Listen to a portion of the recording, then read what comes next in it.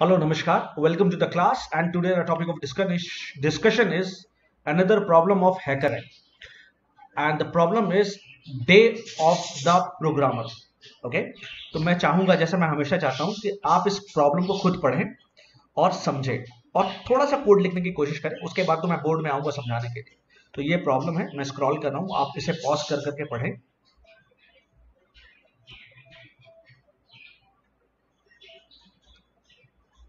ये इसका कंस्ट्रेंट है, ये इनपुट फॉर्मेट है, ये सैंपल इनपुट है, ये सैंपल आउटपुट है, ये एक्सप्लेनेशन है उसका, फिर एक सैंपल इनपुट है, सैंपल आउटपुट है, ये एक्सप्लेनेशन है। तो मैं चाहूंगा कि एक बार इसको आप खुद पढ़ें, ठीक है, ताकि आपको चीजें क्लियर हो जाए। ठीक है, इसके बाद तो मैं आपको समझाऊंगा ये काम कैसे होगा। Hello, Namaskar. Welcome to the class. And today the topic of discussion is day of program. इससे पहले मैंने आपको स्क्रीन दिखाई मैंने बोला क्वेश्चन आप खुद पढ़ लीजिए, क्योंकि जब तक आप क्वेश्चन खुद नहीं पढ़ते हैं ना तो आप दूसरों पे डिपेंड हो जाते हैं और अपना दिमाग नहीं लगाते। तो क्वेश्चन अगर आपने अभी भी नहीं पढ़ा है तो पहले आप क्वेश्चन पढ़ लीजिए, ठीक है, उसमें थोड़ा सा अपना दिमाग लगाइए। मैं तो यहाँ पे हूँ आपको समझाने के लिए। और ये क्वेश्चन बहुत बड़ा है लेकिन बहुत ज्यादा आसान है। बहुत बड़ा है, बहुत ज्यादा आसान है। 4 लाइन का कोड है, बस खत्म। ठीक है, let's start with day of program. क्या दिया है कि Mary invented a time machine. Mary एक बंदी है, उसने एक टाइम मशीन बनाई, ठीक है, wanted to test it by traveling to Russia। और वो उसको टेस्ट करना चाहती है रशिया में जाके ट्रैवल करके।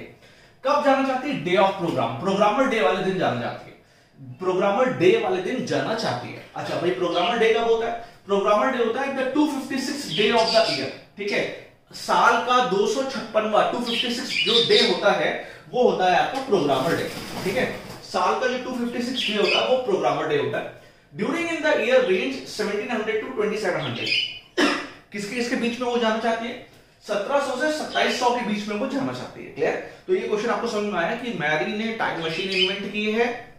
ये सब फालतू की चीजें होती है लेकिन वो बना देते हैं क्वेश्चन को।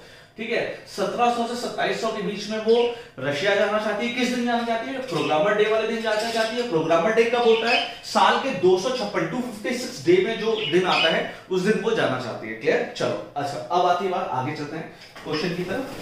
ठीक है, आगे देखते हैं क्वेश्चन क्या कहता है।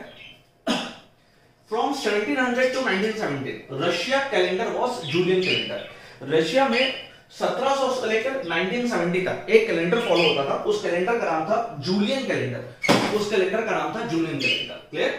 तो 1700 से 1917 के बीच में 1700 to 1917 Russian calendar was Julian calendar. Since 1919 और 1919 से उन्होंने चेंज कर लिया था और वो जॉर्जियन कैलेंडर पे आ गए थे। तो 1700 से 1970 तक 17 तक वो यूज करते थे रशियन, कौन सा कैलेंडर यूज करते थे? जूलियन। और 1919 से उन्होंने अपना कैलेंडर चेंज कर लिया और वो जॉर्जियन कैलेंडर पे आ गए। जॉर्जियन कैलेंडर वो कैलेंडर होता है जो हम लोग आज भी इस्तेमाल करते हैं। ठीक है, चलो क्या है? ट्रांजिशन ऑफ जूलियन कैलेंडर, जेसीस Julian calendar to Gregorian calendar. Transition of Julian calendar to Gregorian calendar अगर ये 1918। तो 1918 पे ही इसका चेंज हुआ था, ट्रांजिशन हुआ था। 1917 तक तो वो लोग जूलियन कैलेंडर यूज कर रहे थे। 1918 पे उन्होंने डिसाइड किया कि आप यूज नहीं करेंगे जूलियन, आप ग्रिगोरियन करेंगे 1919 से। तो डिसाइड कब हो? 1980 में, 18 में डिसाइड हो गया। चलो, when the next day after January 31 is 14 Feb। ये बहुत इंपॉर्टेंट है कि 1918 में, सिर्फ 1918 की बात हो रही है। 1918 में जनवरी 31 के बाद पता है क्या आया था? 14 फरवरी आया था। मतलब सीधे 14 डेज उड़ गए, बीच में उड़ गए थे। ठीक है, 13 डेज का हिसाब किताब सीधे 14 डेज पे जम गया था। ठीक है, तो क्या हुआ कि उन्होंने बोला है, इस क्वेश्चन में ये बोला है कि 1918 में ऐसा हुआ कि जनवरी 31 के बाद सीधा 14 फरवरी आया। दैट इज ड्यूरिंग 1918 में क्या हुआ? फरवरी 14 जो था वो 32nd डे था, जबकि 32nd डे कौन सा? 31 जनवरी 31 का होता है। तो 32 डे कौन सा होता है? 1 फरवरी। लेकिन 1918 में जो 32 डे था वो 14 फरवरी था। क्लियर हो गया? 1918, सिर्फ 1918 में। क्लियर? आगे बढ़ते हैं। इन बोथ द कैलेंडर, किसमें? जूलियन और ग्रिगोरियन में, February is the only month with variable days. दोनों ही कैलेंडर में फरवरी में ही दिक्कत है। फरवरी में, हम लोग भी फरवरी में ही दिक्कत देखते हैं। क्या दिक्कत देखते हैं? Leap year, non leap year. अच्छा, तो दोनों ही कैलेंडर में, तो जूलियन कैलेंडर था उसमें भी और ग्रेगोरियन जो था उसमें, दोनों में ही फरवरी में ही दिक्कत थी। क्या दिक्कत थी? कि 29 डेज थे लीप ईयर में, ठीक है, जो आज भी होते हैं, और 28 डेज थे नॉन लीप ईयर और नॉन लीप ईयर, ठीक है। तो 20 वही सेम काम जो जूलियन में है वही ग्रेगोरियन में है, दोनों में यही था कि 29 दिन होते थे लीप ईयर में और 28 दिन 28 डेज होते थे नॉन लीप ईयर में, ठीक है, बिल्कुल समझ में आ रहा है। अच्छा, लेकिन यहां पे क्वेश्चन दिया, अगर हम जूलियन कैलेंडर की बात करें जो 1700 और 1917 के बीच में चलता था, अगर वहां पे कोई लीप ईयर होता था, in Julian calendar leap year are divisible by 4, अगर आपको कोई लीप ईयर निकालना होता था तो आप उसको 4 से डिवाइड कर दो तो वो लीप ईयर निकाल देता था। क्लियर? अगर कोई भी साल जूलियन कैलेंडर में अगर आपको लीप ईयर देखना होता था तो 4 से डिवाइड कर दो तो वो साल लीप ईयर निकल जाता था। Clear? In Gregorian calendar leap year follows the following condition, but लेकिन अगर ग्रेगोरियन कैलेंडर की बात करें तो ग्रेगोरियन कैलेंडर में लीप ईयर सिर्फ 4 से डिवाइड नहीं होता, उसमें कई कंडीशन होती है। देखो मैं आपको बताता हूं, अगर मैं जूलियन कैलेंडर की बात करूं तो 1700 जूलियन कैलेंडर के हिसाब से 1700 लीप ईयर है। क्यों? क्योंकि वो 400 से पूरा डिवाइड हो जाएगा, 4 से पूरा डिवाइड हो जाएगा। क्लियर? यही तो कह रहा है कि जूलियन कैलेंडर कहता था अगर कोई साल 4 से डिवाइड हो रहा है तो वो लीप ईयर। तो 1700 अगर हम 4 से डिवाइड करें तो 4 से 16, 4 2 जा 8, 4 5 जा 20, 425 डिवाइड हो गया। तो जूलियन कैलेंडर के हिसाब से 1700 लीप ईयर है, जबकि ग्रेगोरियन कैलेंडर के हिसाब से 1700 लीप ईयर नहीं है। क्यों?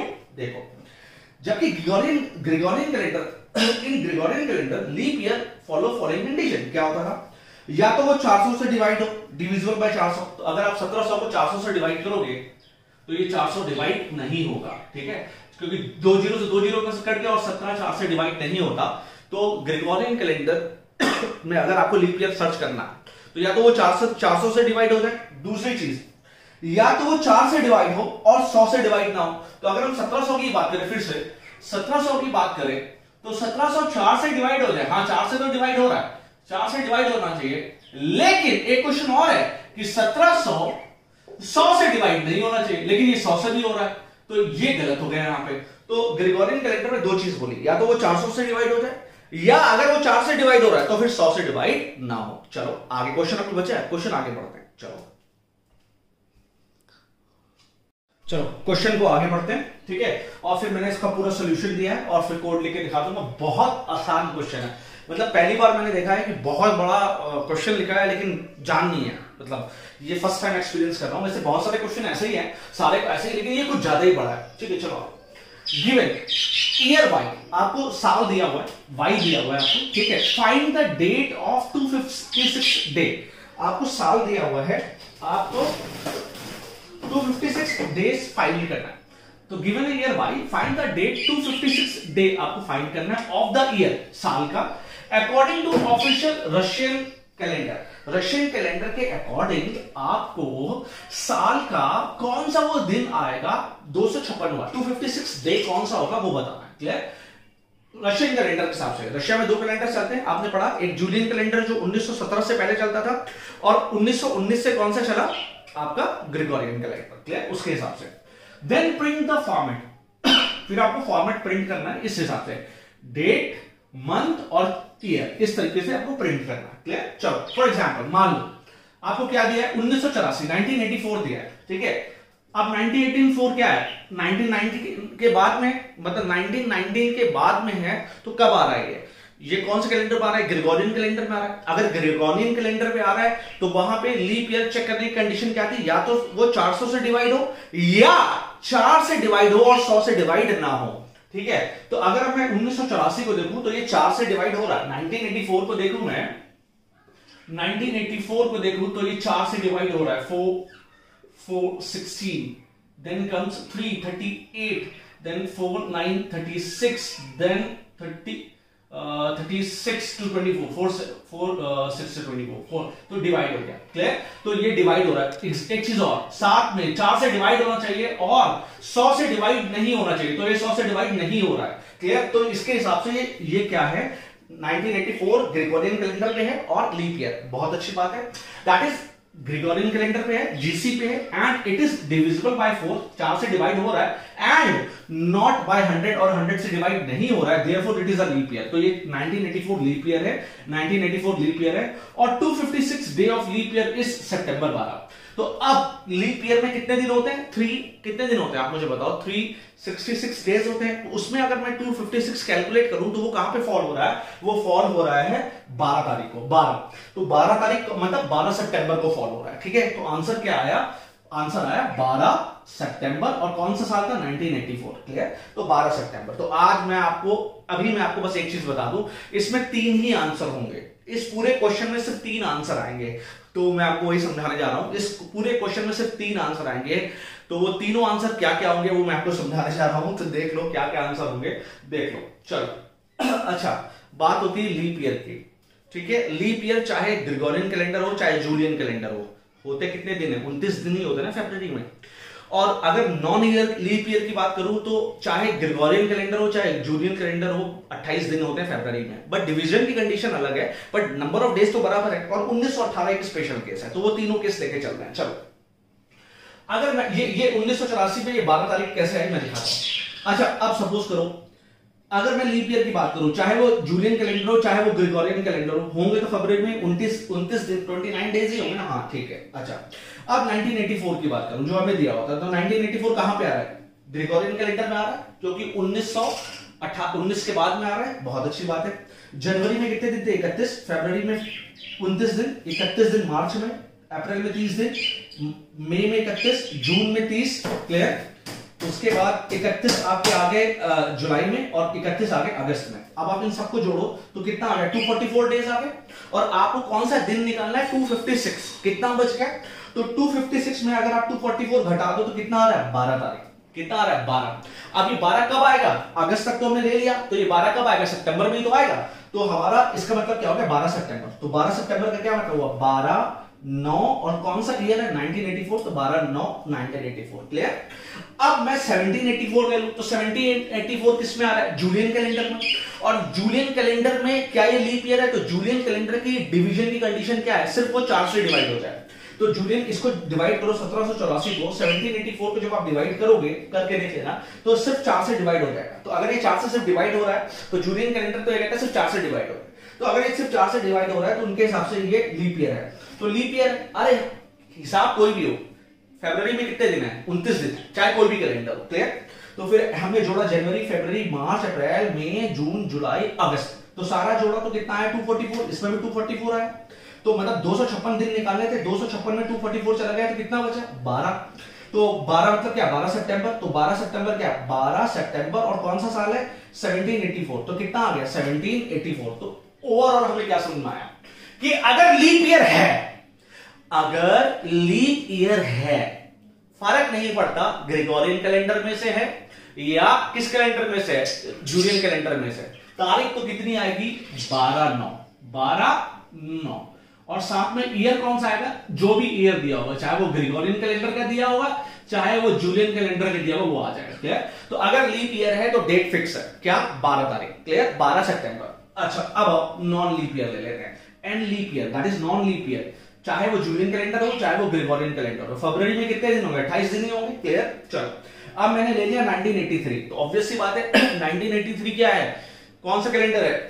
कौन सा कैलेंडर है? ग्रिगोरियन कैलेंडर है। 4 से डिवाइड नहीं हो रहा, तो जब 4 से डिवाइड नहीं हो रहा तो 100 से डिवाइड करके क्या करेंगे? ना ही 400 से डिवाइड हो रहा है, तो हो ही नहीं रहा, तो इसका मतलब ये क्या है? Non leap year.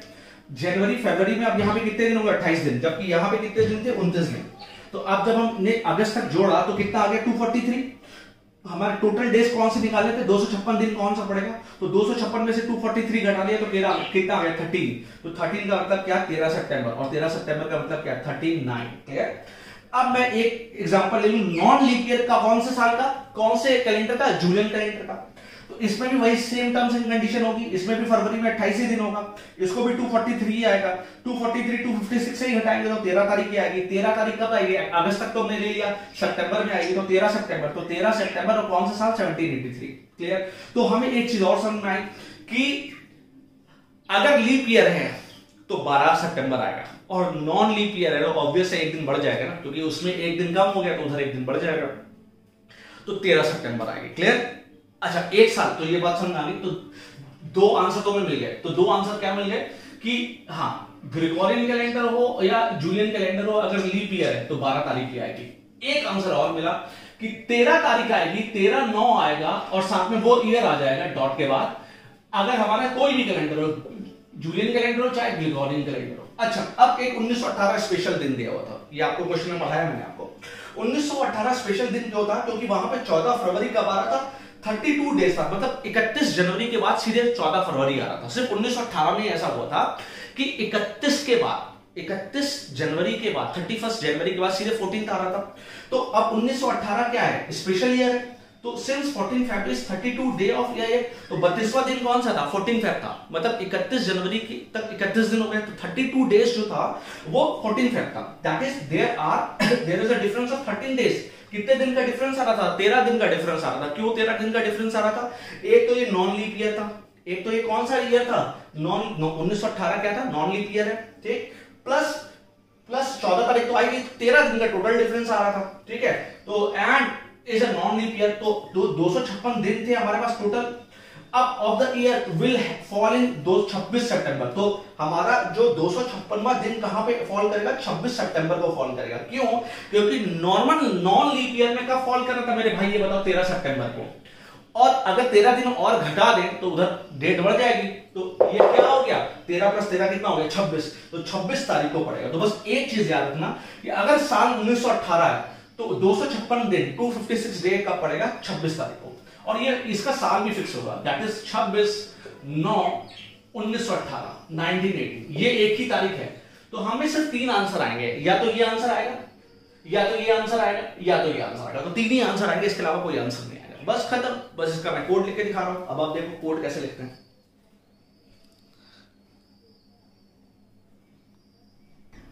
तो देखो, आपको पाइथन में ये कोड लिख रहा हूं और बहुत ही आसान है। आपको ये लाइन दी हुई है, बस आपको फंक्शन को फिल करना है। तो फंक्शन के नीचे आपको क्या लिखना है? देखो, इंपॉर्टेंट बात जो मैंने आपको बताया, 3 ही आंसर होंगे। या तो 26 तारीख होगी, 1918 की 26 तारीख होगी, 26 सितंबर होगा 1918 का, या अगर लीप ईयर है तो होगा आपका 12 सितंबर, अगर नॉन लीप ईयर है तो 13 सितंबर उस साल का। बस यही होगा। तो अब इंपॉर्टेंट बात है, तो ये आपको ये दिया, ये लाइन आपको दी है फंक्शन की। अब आपने क्या लिखा? If year is equal to 1918, तो आंख बंद करो, रिटर्न क्या कर दो? 26 तारीख सितंबर 1918, 1980 आंख बंद करके। अगर ऐसा नहीं है, एल्स अगर ऐसा नहीं है, वो साल लीप ईयर है, तो अब लीप ईयर ग्रेगोरियन कैलेंडर का भी लीप ईयर आपको पता है निकालना। ग्रेगोरियन कैलेंडर में लीप ईयर कैसे निकालता है? या तो 400 से डिवाइड हो जाए, अगर 400 से डिवाइड नहीं हो रहा तो या तो वो 4 से डिवाइड हो और 100 से डिवाइड ना हो, और अगर जूलियन कैलेंडर तो वो सिर्फ 4 से डिवाइड हो जाए। वही दिया है कि अगर देखो, ये इंपॉर्टेंट बात है, अगर वो साल 400 यहां पे एलसीएफ, अगर साल 1917 से छोटा है, तो मतलब कौन सा कैलेंडर की बात कर रहे हैं? कौन सा कैलेंडर की बात कर रहे हैं? अगर साल 1917 से छोटा है, ठीक है, या छोटा या बराबर ले लो। क्लियर? 1917 भी तो आ रहा था, तो अगर साल छोटा 1917 से छोटा या बराबर है, साथ में and year modulo 4 is equal to 0, ठीक है, 1917 से छोटा है, ठीक है, मतलब कौन सा कैलेंडर आ रहा है? जूलियन में, और वो साल 4 से डिवाइड हो रहा है, तो इसका मतलब वो लीप ईयर है। तो एक कंडीशन या तो ये, या अगर साल 1918 से ज्यादा है, मतलब 1919, 1920, ठीक है, तो आप और साथ में एंड वो साल 400 से डिवाइड हो रहा है, 400 से डिवाइड होने के बाद 0 आ रहा है, तो ठीक है, या वही साल 4 से डिवाइड हो रहा है और 400 से डिवाइड नहीं हो रहा है, तो इसका मतलब वो लीप ईयर है। वही सेम जो मैंने आपको समझाया, जो चीज है भाई, अगर 1917 से है तो सिर्फ हम क्या चेक करते हैं? 4 को डिवाइड करके देख लेते हैं। और अगर 1918 से ज्यादा है तो फिर 2 कंडीशन हो जाती। कौन कौन सी? या तो एक कंडीशन वो 400 से डिवाइड हो जाए, या 4 से डिवाइड हो लेकिन 100 से डिवाइड ना हो। तो वही लिखा है और कुछ नहीं। तो क्या रिटर्न करो?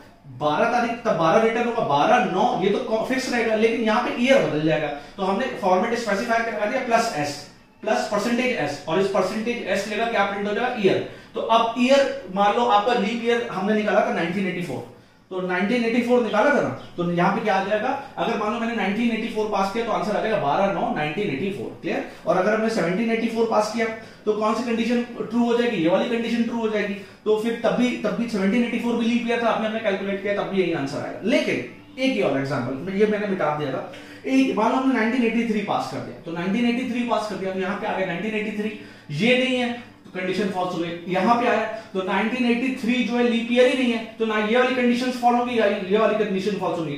कौन सी कंडीशन फॉल्स होगी? ये वाली कंडीशन फॉल्स होगी, फॉल होगी। तो जब ये वाली कंडीशन ट्रू होगी तो यहाँ पे क्या प्रिंट करेगा? 13 9, और कौन सा ईयर? वही ईयर जो हमने दिया है, तो 1983 तो आंसर आएगा 13 9। क्लियर? तो तीन ही आंसर आएंगे, या तो 12 9, या तो 13 9, या तो 26 9 1918। क्लियर? यही आंसर आएगा। दिस वाज ओवरऑल अबाउट तुम्हारा प्रोग्रामर्स डे।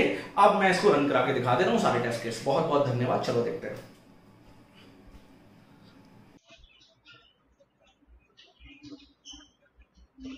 ओके, जैसा मैंने आपको कहा था कि मैं आपको रन करके दिखाऊंगा, तो ये मैं आपको रन करा के दिखा रहा हूं। तो ये मैंने आपको कोड लिखा था, ये कोड लिखा है मैंने आपके लिए।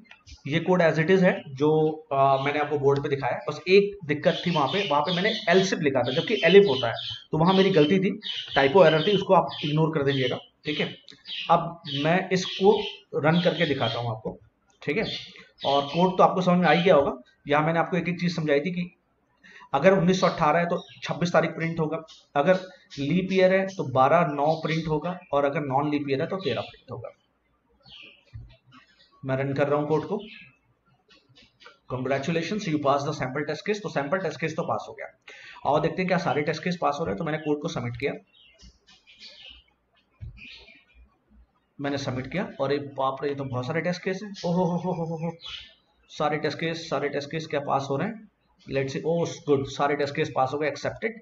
तो हमारा कोड एक्सेप्ट हो गया। Thank you so much for watching. Please like, subscribe and share the channel. Thank you so much.